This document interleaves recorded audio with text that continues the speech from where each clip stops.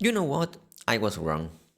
I said that triple evasion was bad for the fury class because you had to give up some other stats.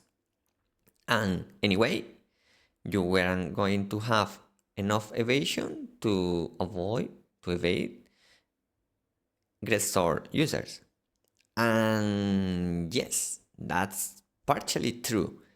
But I have been digging into this topic for a few days now, and I have updated my build. I'm back to triple evasion. And this is my current build. I have replaced my cloak with, now I'm using this one for melee evasion. There is the other one that instead of range evasion gives a magic evasion and bonus damage. But I prefer to use this one. And I have replaced all my blue runes to melee evasion instead of max mana.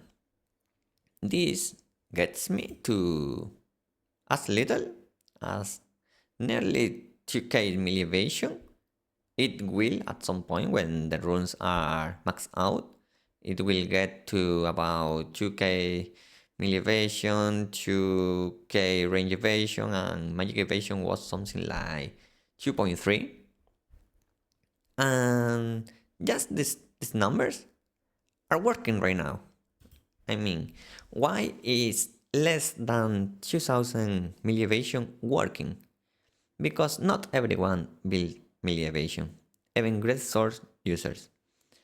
Normally, yes, they will have about 2000 melee evasion. They can reach 2.5, they can reach over 3k.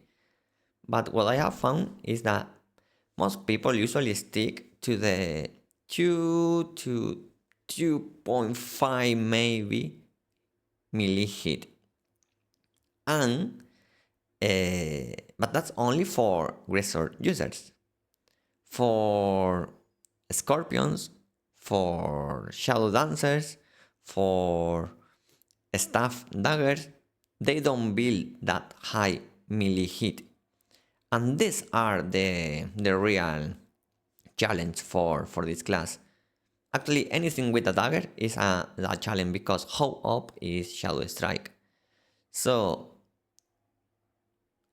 of all the dagger users, what's the biggest threat? The biggest threat is the Great Sword Ravager, the Great Sword Dagger, the Ravager, because they will have probably over 2k melee hit and they have Shadow Strike. But all the other classes have less than 2000 melee hit.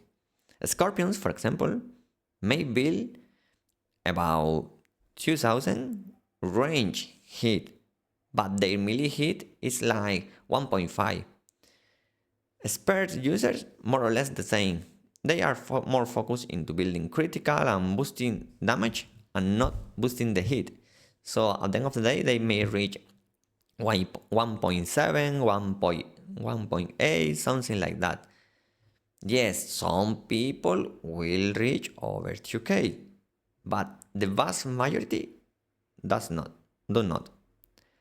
For at least for what I have seen, checking many builds in Questlog, checking builds for other guild members and for my previous guild members, people are often more focused into building damage, and not hit. And this is good for triple evasion. And also, we have the masteries. The Crossbow have this mastery which boosts the evasion for a lot as well. So it's only in a certain situation when you have less than 25% max health and with a cooldown. But now you can get to 2.5. And on top of that, there is also the wildline artifact that boosts evasion as well for 250. So at the end of the day, we can reach nearly 3k for a specific time frame. And that's good. That's good. And this is only going to get better with resonance, because with resonance you can get, if I recall correctly, 400 more melee evasion. Meanwhile, you can get something like an extra 80 hit. Let's check that. So this is my current build, but first let's check what I was saying. For example, this one. Okay, hit you can get with resonance at best 80 hit, 40 and 40 for each weapon. But you can get overall 400 melee evasion. So with resonance, this is going to even get better for triple evasion. Okay, and we have resonance the next week, if I recall correctly. So one more reason to focus again to triple evasion. And this is more or less what my current build should look when it's finished. Okay, because my runes are not 80 still, I have some missing trade, the artifacts are not the ones I want, even though I don't try to find perfect artifacts. I just, for example, stick only to 2 out of the 3 stats. Right now, if I recall correctly, I have here melee evasion and evasion, and here I don't have anything relating to evasion. So that's why my numbers in game are not like this 3 right here.